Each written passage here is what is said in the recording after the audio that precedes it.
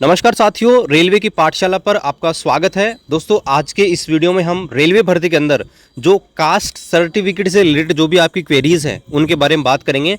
देखिए, अक्सर आपके बहुत सारे कमेंट आते हैं जिनमें पूछा जाता है कि सर अभी हम जो रेलवे भर्ती का फॉर्म भर रहे हैं तो कास्ट सर्टिफिकेट चाहे वो SC हो, ST हो, EWS हो, OBC हो, तो उनमें से उन सर्टिफिकेट जो है वो कब का चाहिए, यानी कि लेटेस्ट चाहिए या फिर जब हमारा डॉक्यूमेंट वेरिफिकेशन होगा उस टाइम का चाहिए, फॉर्म भरने से पहले का होना चाहिए, सब कुछ मैं आपको क्लियर कर दूंगा। और OBC, EWS और EBC जो होता है इसमें बहुत सारा कन्फ्यूजन छात्रों को रहता है।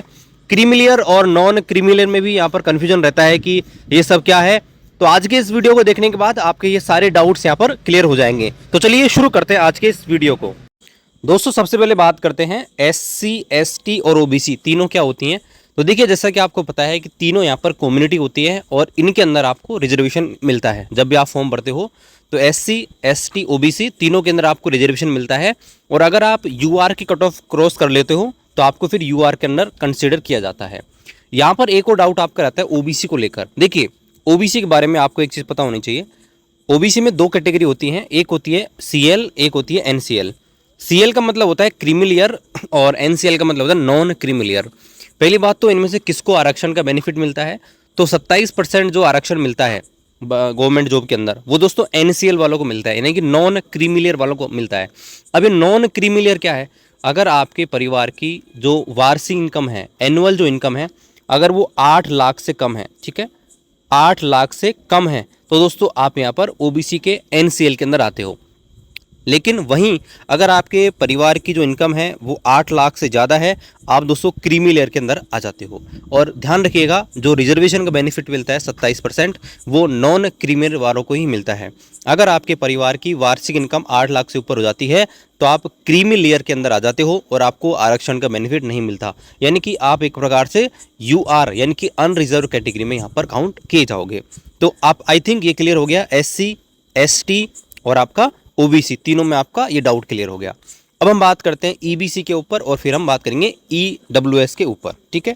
इसके लिए मैं आपको ले चलता हूँ रेलवे के ऑफिशियल नोटिफिकेशन के ऊपर। तो यहाँ पर देखिए EWS के बारे में बात करते हैं। EWS का पूरा नाम होता है इकोनॉमिकली वीकर सेक्शन। अब ये देखिए क्या है, ऐसे कैंडिडेट जो SC, ST, OBC non creamy layer इसके अंदर नहीं आते। पहली कंडीशन तो ये है, ऐसे कैंडिडेट जो SC, ST, OBC, NCL यानी जो ऑलरेडी आरक्षण का बेनिफिट नहीं ले रहे हैं, ऐसे कैंडिडेट जिनके परिवार की वार्षिक इनकम, एनुअल इनकम 8 लाख से कम है, वो EWS कैटेगरी के अंदर यहाँ पर आएंगे।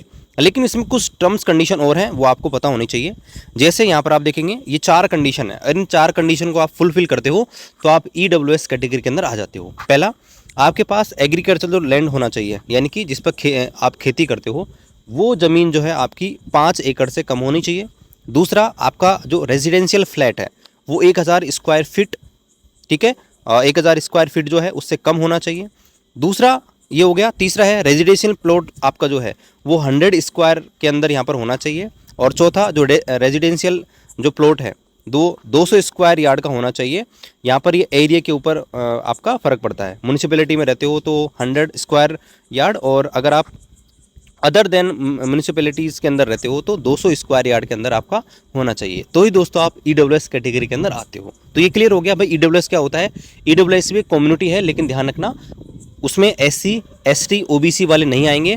उसमें ऐसे कैंडिडेट आएंगे जिनके परिवार की इनकम 8 लाख से कम है और ये 4 कंडीशन वो फुलफिल करते हैं, वो दोस्तों आपके EWS के अंदर आ जाएंगे। और इसमें दोस्तों आपको 10% का आरक्षण मिलता है, यानी कि जो भी सीटें हैं उनका 10% यहाँ पर EWS के लिए रिजर्व यहाँ पर होती है।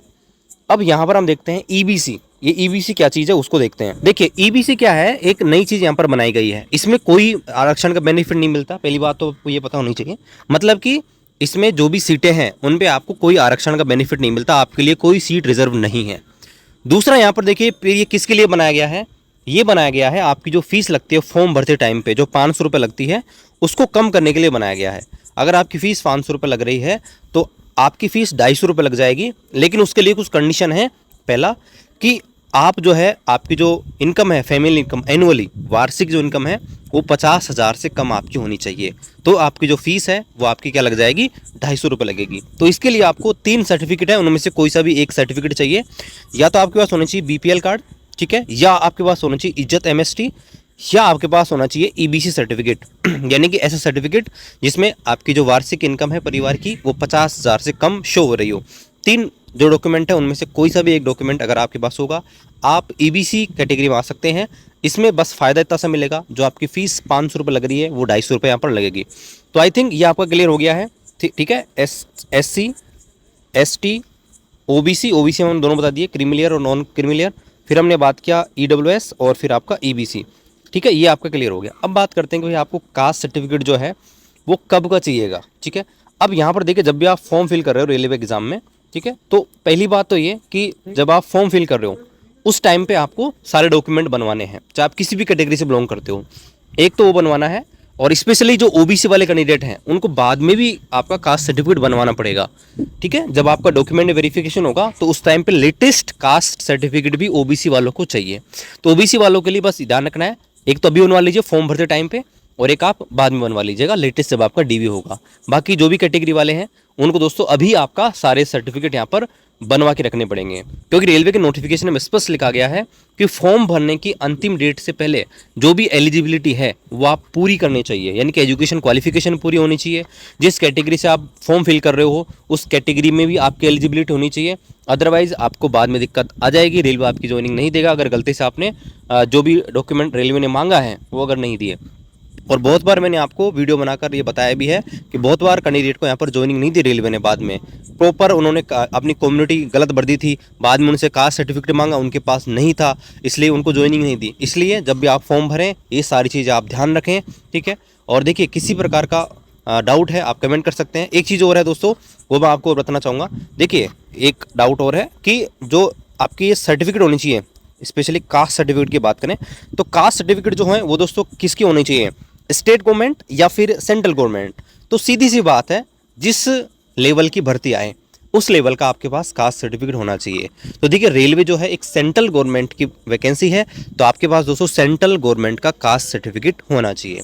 ठीक है, ये चीज़ ध्यान रखिए। कई जगह क्या होता है कि पहले स्टेट गवर्नमेंट का आपका कास्ट सर्टिफिकेट बनता है, उसके बाद आपका सेंट्रल गवर्नमेंट का बनता है। तो ध्यान रखिएगा आपके पास सेंट्रल गवर्नमेंट का होना ही चाहिए। स्टेट गवर्नमेंट वालों को दोस्तों अलाउ नहीं करेंगे, इस चीज़ को क्लियर ध्यान रखें। ठीक है, बाकी चैनल को सब्सक्राइब करें, कोई डाउट है कमेंट करें और आपके दोस्तों के साथ शेयर करें जो रेलवे एग्जाम की तैयारी कर रहे हैं। बाकी मिलते हैं अगले वीडियो में, तब तक जय हिंद, वंदे मातरम।